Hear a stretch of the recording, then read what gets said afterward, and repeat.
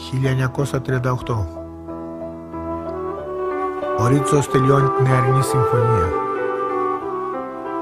Η Αερινή Συμφωνία είναι ένα ποίημα κοινωνικό, ερωτικό, γεμάτο με όλα τα χρώματα της Ήριδος. Ο ποιητής δίνει ένα παγκόσμιο μήνυμα εναντίον του επερχομένου πολέμου, αντιπαραθέτοντας την ομορφιά της ζωής. Ανοίχτε τα παράθυρα να μπει το σύμπαν ανθισμένο μ' όλες τις παπαρούνες του αίματός μας.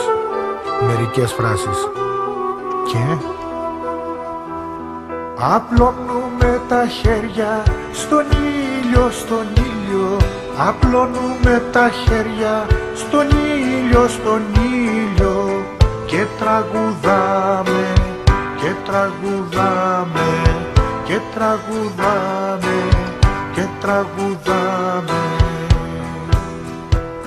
Το φως και λαϊδάει, άιντε και λαϊδάει στις φλέβες του χόρτου και της πέτρας.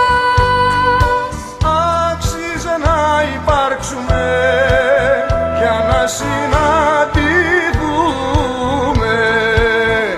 Άξιζε να υπάρξουμε για να συναντηθούμε. Άξιζε να υπάρξουμε για να συναντηθούμε. απλώνουμε τα χέρια στον ήλιο, στον ήλιο. Απλώνουμε τα χέρια στον ήλιο, στον ήλιο. Και τραγουδάμε, και τραγουδάμε, και τραγουδάμε, και τραγουδάμε.